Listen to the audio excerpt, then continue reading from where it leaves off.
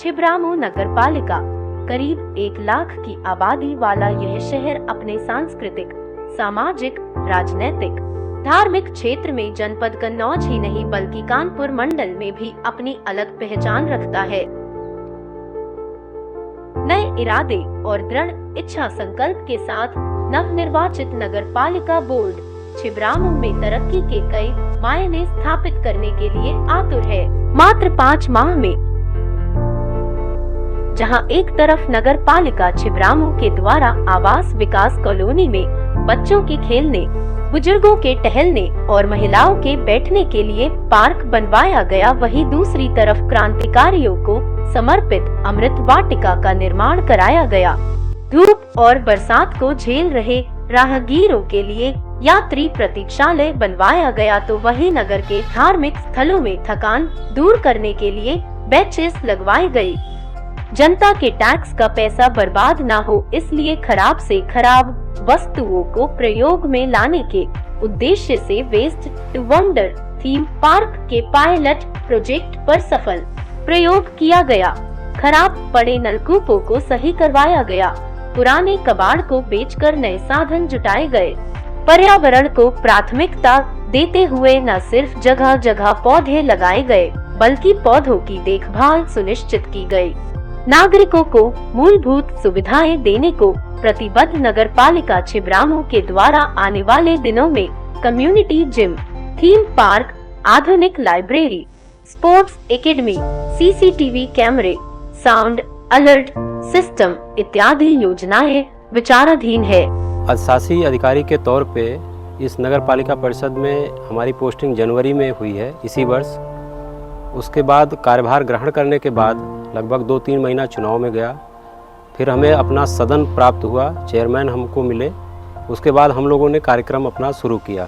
जैसा कि अवगत है कि पालिका प्रशासन का कार्य बिना नागरिकों के सहयोग से संभव नहीं हो सकता, क्योंकि 60,000 की जनसंख्या को 200 सरकारी कर्मचारी के द्वारा स्वच्छ और ग्रीन नहीं किया जा सकता। एक तो पहला हमारा निवेदन इस बात का है कि इस कार्यक्रम को या हम नगर पालिका प्रशासन की तरफ से जो भी कार्य किए जाते हैं, सफाई, प्रकाश या जो भी काम हमारे दायित्व में हैं, उनको जो कि हम लोग करते हैं उसको बचाए रखना, ये हमारे जनता का सबसे मूल कर्तव्य होना चाहिए। क्योंकि भारतीय संविधान के दायरे में ये संभव नहीं है कि एक तरफा एक प्रशासन काम करता रहे और उसमें जनता का सहयोग ना मिले। और विशेष करके पालिका प्रशासन का कार्य ऐसा है कि जो बिना जनता के सहयोग से संभव नहीं हो सकता। अतः सबसे बड़ी अपील ये है कि आप इसमें हमारा सहयोग करें। इन 4-5-6 महीनों के कार्यकाल के दौरान कुछ बड़े काम हम लोगों ने करने की कोशिश की। 2-3 काम अभी भी हम लोगों के शीर्ष प्राथमिकता पे है, जिसमें एक तिरंगा चौराहा है जिसको हम लोग बहुत अच्छा सा बनाने का प्रयास करेंगे। बस आप लोगों से, जनता से, हमारे नागरिकों से इतनी अपील है कि कृपया हमारा काम करने में जो भी आप सहयोग कर सकते हैं, आपका सहयोग, क्योंकि आप ही का पैसा हम लोग लगाने की कोशिश करते हैं, इसलिए जो कर की व्यवस्था है, हमारी सफाई की व्यवस्था है, उसमें आप हमारा बढ़ चढ़ कर सहयोग करिए। धन्यवाद। नागरिकों की है सहायता और सहयोग के नहीं हो सकते।